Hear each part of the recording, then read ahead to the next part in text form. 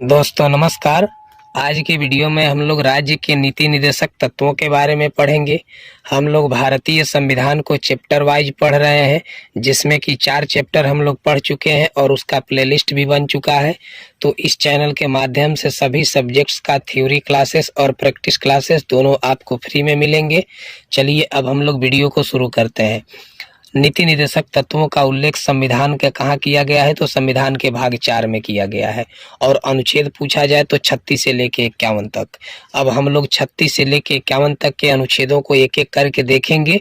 जो उसमें इम्पोर्टेंट होंगे वो मैं बता दूंगा, आपको याद कर लीजिएगा जरूर। और कुछ इसमें है जो कि नहीं पूछे गए हैं आज तक एग्जाम में, ना पूछेंगे। नीति निर्देशक तत्व जो है किसका कर्तव्य है? राज्य का कर्तव्य है। जबकि व्यक्तियों के लिए कौन सा कर्तव्य बनाया गया है? मौलिक कर्तव्य बनाया गया है, जो 4A में है। नीति निर्देशक तत्व की विचारधारा कहाँ से ली गई है? तो आयरलैंड के संविधान से ली गई है।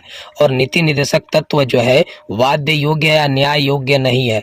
कहने का मतलब सिर्फ इतना सा हुआ कि यदि कोई भी राज्य अगर नीति निर्देशक तत्व का पालन नहीं करता है तो आप न्यायालय में जाके राज्य के खिलाफ शिकायत नहीं कर सकते हैं। वो राज्य के ऊपर है, डिपेंड करता है कि राज्य नीति निर्देशक तत्वों का पालन करता है या नहीं करता है। इसी वजह से केटी शाह ने इसको क्या बोला है? बोला है राज्य के नीति निर्देशक तत्वों को कहा है कि ये एक चेक है जो बैंक के सुविधा अनुसार दिया जाएगा। बैंक चाहेगा तो देगा, नहीं चाहेगा तो नहीं देगा। और लोक कल्याणकारी राज्य की विचारधारा जो है वो नीति निर्देशक तत्वों में ही देखने को मिलते हैं। ये वही है जो मैं अभी आपको बताया हूँ कि केटी शाह ने चेक बोला है जो बैंकों की सुविधा के अनुसार दिया जाता है। अंबेडकर ने क्या बोला है? संविधान की अनोखी विशेषता कहा है। किसको बोला है? राज्य के नीति निर्देशक तत्वों को। जबकि अनुच्छेद 32 को सर डॉक्टर भीमराव अंबेडकर ने क्या बोला है? संविधान की आत्मा बोला है। और नीति निर्देशक तत्वों को क्या बोले हैं? वो अनोखी विशेषता बोले हैं। और 36 में क्या है? तो राज्य की परिभाषा दी गई है। अनुच्छेद 36 में क्या है? राज्य की परिभाषा दी गई है। और राज्य का अर्थ क्या होता है? तो कानून बनाने वाली संस्था है। और इस कानून बनाने वाली संस्था में कौन कौन शामिल होते हैं? संसद होती है, केंद्र सरकार होती है, और राज्य का विधानमंडल होता है, और राज्य की सरकार भी होती है। अनुच्छेद 37 में क्या बताया गया है? राज्य के नीति निर्देशक तत्व संबंधी प्रावधानों को किसी भी न्यायालय द्वारा प्रवर्तित नहीं किया जा सकता है, लेकिन इसमें निहित सिद्धांत शासन व्यवस्था के कैसे होते हैं? मौलिक प्रकृति के होते हैं। ये अनुच्छेद हम आज तक कभी किसी एग्जाम में पूछते हुए नहीं देखे हैं। इम्पोर्टेंट उतना नहीं है, लेकिन फिर भी आप इसको पढ़ लीजिए एक बार, ताकि दिमाग में रहेगा। अनुच्छेद 38 देखिए, इससे प्रश्न पूछा गया है, राज्य कल्याण की वृद्धि के लिए क्या करेगा? कार्य करेगा। ये राज्य का कर्तव्य होगा। जैसे राज्य क्या करेगा? आय की असमानता को दूर करने का भी प्रयास करेगा। और 39 भी काफी इंपॉर्टेंट है, समान कार्य के लिए समान वेतन मिलना चाहिए। ये किसके द्वारा बताया गया है? तो अनुच्छेद 39 के द्वारा बताया गया है। ये राज्य का कर्तव्य होगा। राज्य समान कार्य के लिए समान वेतन की व्यवस्था लागू करेंगे। और अनुच्छेद 40 तो काफी फेमस है, ये तो आपके जुबान पे होगा, याद भी होगा। ग्राम पंचायतों के गठन के बारे में अनुच्छेद 40 में बताया गया है। ग्राम पंचायतों के गठन का उद्देश्य क्या है? तो लोकतांत्रिक विकेंद्रीकरण है। मतलब ये हुआ कि शासन का एकदम ग्राम स्तर तक विभाजन हो, इसी के लिए अनुच्छेद 40 बनाया गया है। अर्थात शासन को कई स्तर पर बांटकर शासन व्यवस्था का संचालन करना ही क्या है? लोकतांत्रिक विकेंद्रीकरण है। और इसका उल्लेख कहाँ है? तो आर्टिकल 40 में। अनुच्छेद 41 में बताया गया है कि कुछ दशाओं में काम, शिक्षा, लोक सहायता पाने का अधिकार, जैसे कि वृद्धावस्था में पेंशन वगैरह मिलता है, और बेकारी में भी बेरोजगारी भत्ता मिलता है, और अंगहीनता, अगर किसी की दुर्घटना में कोई अंग छीण हो जाता है तो उसके लिए भी सरकार कुछ अनुदान देती है। और बेरोजगारी भत्ता कार्यक्रम तथा वृद्धा पेंशन अनुच्छेद 41 के अंतर्गत ही दिए जाते हैं। अनुच्छेद 42 में बताया गया है कि काम की न्याय संगत एवं मनोचित दशाओं तथा प्रसूति सहायता, महिलाओं को न्याय संगत काम मिलना चाहिए। ये किस में बताया गया है? तो आर्टिकल 42 में बताया गया है। और गर्भावस्था के समय महिलाओं को क्या मिलना चाहिए? अवकाश मिलना चाहिए। ये राज्य का कर्तव्य है, अनुच्छेद 42 में बताया गया है।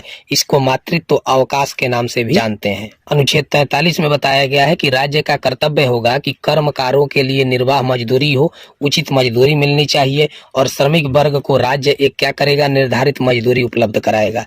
ये अनुच्छेद 43 में है। मनरेगा कार्यक्रम और कुटीर उद्योग अनुच्छेद 43 के आधार पर ही चलाए जाते हैं। अनुच्छेद 44 भी बहुत इंपॉर्टेंट है, इससे भी बार बार प्रश्न पूछे गए हैं। एक समान सिविल संहिता के बारे में किसमें बताया गया है, या इसी को समान सिविल कोड के नाम से भी जानते हैं, ये अनुच्छेद 44 में बताया गया है। इसमें राज्य का क्या कर्तव्य होगा? राज्य एक समान कानून बनाए तथा समान लागू करने का प्रयास करेगा और कानूनों को लागू करते समय कोई भी भिन्नता नहीं होनी चाहिए, ये राज्य का कर्तव्य होगा। और हमारे देश में मात्र गोवा एक ऐसा राज्य है जिसमें समान सिविल संहिता लागू है, याद रखेंगे। अनुच्छेद 45 के अंतर्गत राज्यों का ये कर्तव्य होगा कि 6 वर्ष से कम आयु के बच्चों को बाल्यावस्था तथा शिक्षा की अवस्था की देखरेख कौन करेंगे? राज्य सरकारें करेंगी। और 86वां संविधान संशोधन 2002 के द्वारा इसको जोड़ा गया। आंगनबाड़ी जो कार्यक्रम चलाया जाता है, ये अनुच्छेद 45 के आधार पर ही चलाया जाता है। अनुच्छेद 46 में क्या बताया गया है राज्यों के कर्तव्य के लिए? राज्य अनुसूचित जातियों, अनुसूचित जनजातियों तथा दुर्बल वर्गों के अर्थ तथा शिक्षा तथा संबंधी हितों को क्या करेगा? बढ़ावा देगा। ये अनुच्छेद 46 में। जैसे कि राज्य अनुसूचित जातियों तथा जनजातियों एवं दुर्बल वर्गों के लिए निःशुल्क कोचिंग संस्थान, उत्तर प्रदेश में अभियोदय योजना के तहत फ्री कोचिंग चलाया जा रहा है, अनुच्छेद 46 के ही अनुसार चलाया जा रहा है। प्रतियोगी परीक्षाओं के लिए भी फ्री कोचिंग की व्यवस्था करेगा, ये राज्य का कर्तव्य होगा अनुच्छेद 46 के अनुसार। अनुच्छेद 47 में राज्यों का कर्तव्य है कि पोषाहार स्तर, जीवन स्तर तथा लोक स्वास्थ्य में सुधार का प्रयास राज्य करेगा। और एल्कोहलिक पदार्थों का प्रयोग किस रूप में? औषधि के रूप में कर सकते हैं, लेकिन आदमी क्या करते हैं? धीरे धीरे औषधि के रूप में न प्रयोग करके गटर गटर ढरकाने लगते हैं, जिसकी वजह से राज्य चाहे तो क्या कर सकता है? पोषाहार स्तर और स्वास्थ्य प्रभावित होने से बचाने के लिए वो राज्य दारू का प्रतिबंध भी लगा सकता है, जैसा कि बिहार में लगाया भी गया है। इसी अनुच्छेद को आधार बनाकर बिहार में दारू बंद कर दिया गया। अनुच्छेद 48 के अनुसार राज्य का ये कर्तव्य है कृषि एवं पशुपालन का संगठन करेगा और राज्य कृषि के विकास के लिए ऋण भी कर्जा दे सकता है कम ब्याज पे, सिंचाई की व्यवस्था करेगा, उन्नतिशील बीजों की व्यवस्था करेगा, पशुपालन के विकास के लिए अच्छी नस्लों के पशुओं का वध प्रतिबंध भी, जैसे कि उत्तर प्रदेश में ये भुच्चड़खाने बंद कराए गए अनुच्छेद 48 को ही आधार बनाकर। और अनुच्छेद 48 में एक क जोड़ा गया, पर्यावरण का संरक्षण, संवर्धन और वन्य जीवों का सुरक्षा।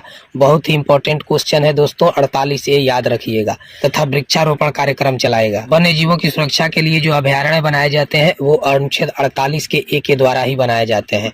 और अनुच्छेद 49 में राज्यों का क्या कर्तव्य है?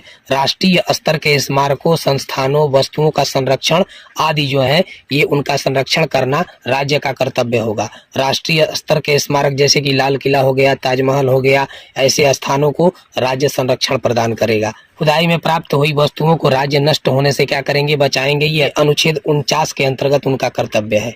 और अनुच्छेद 50 तो बहुत बार पूछा गया है, 40, 44 और 50 यही 3 तो बार बार पूछे जाते हैं। कार्यपालिका का न्यायपालिका से पृथक्करण किस में बताया गया है? अनुच्छेद 50 में बताया गया है। और अनुच्छेद 51 के अंतर्गत राज्य का ये कर्तव्य होगा कि अंतर्राष्ट्रीय शांति और सुरक्षा में वृद्धि की जाएगी। तो अनुच्छेद 51 किससे संबंधित है? भारत की विदेश नीति से संबंधित है। और भारत किस तरह की विदेश नीति का पालन करता है? गुटनिरपेक्ष विधि का पालन करता है। कहने का मतलब ये हुआ कि भारत किसी की तरफ नहीं रहता है, तटस्थ रहता है, अर्थात एक दूसरे से आंतरिक मामलों में भारत कोई भी हस्तक्षेप नहीं करता है। तो दोस्तों आपको वीडियो कैसी लगी है कमेंट करके जरूर बताइएगा, और पसंद आई हो तो चैनल को सब्सक्राइब भी कर लीजिएगा, सपोर्ट कीजिए। इस चैनल के माध्यम से सभी सब्जेक्ट आपको फ्री में ही पढ़ाए जाएंगे, कोई भी शुल्क आपसे नहीं लिया जाएगा। चलिए मिलते हैं किसी नेक्स्ट वीडियो में।